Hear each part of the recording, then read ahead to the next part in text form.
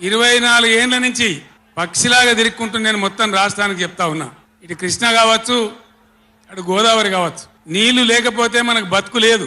ఆ ఉన్న నీళ్లు కూడా సరిగా లేకపోతే బతుకులు వంగిపోయినాయి. ఇదే నల్గొండలో 150,000 మంది మునుగోడు, దేవరకొండ, ఇతర ప్రాంతాల బిడ్డలై ఫ్లోరైడ్తో నడుములు వంగిపోయినాయి.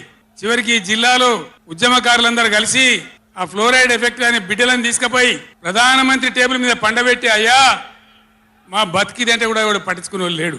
ఆనాడు పార్టీలు లేవా, ఎమ్మెల్యేలు లేరా, మంత్రులు లేరా, ఎవడు పట్టించుకోలే.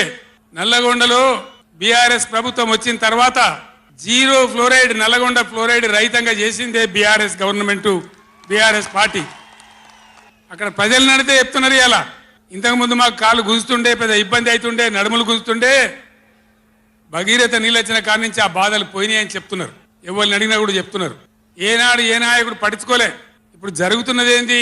ఈ సభ పెట్టింది కొంతమంది సన్నాసులు తెలివిలేక వాళ్లకు వ్యతిరేకమని అనుకుంటున్నారు. నేను ఒక్కటే మాటలో జరగవలసింది చెప్తా.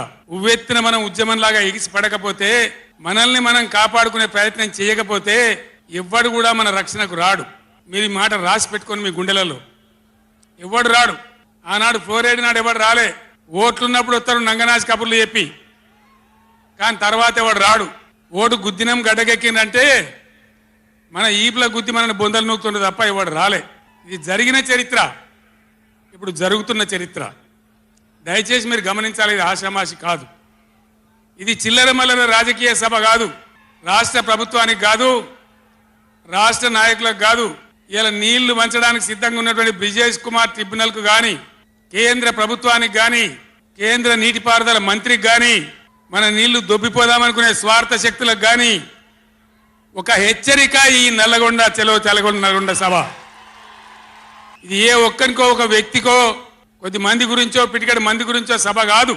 ఖమ్మం, నల్గొండ, మహబూబ్ నగర్, రంగారెడ్డి, హైదరాబాద్ ఈ 5 జిల్లాల ప్రజల యొక్క జీవన్మరణ సమస్య జరుగుతున్న చూసిన తర్వాత చాలా బాధపడ్డాం. మీ అందరి ఆశీస్సులతోని ఉద్యమాన్ని విజయం చేసినాం, రాష్ట్రం తెచ్చుకున్నాం. మీ అందరి దీవెనతోని 10 సంవత్సరాలు ఈ గడ్డను నేను పరిపాలన చేసిన. నేనేం తక్కువ చేయలే. ఎక్కడో పోయిన కరెంటుని తెచ్చి నిమిషం పాటు కూడా కరెంటు పోకుండా మీ అందరి కరెంట్ సప్లై చేయించినాం. ప్రతి ఇంట్లో నల్లా పెట్టి మంచినీళ్ళు తీసుకొచ్చుకున్నాం.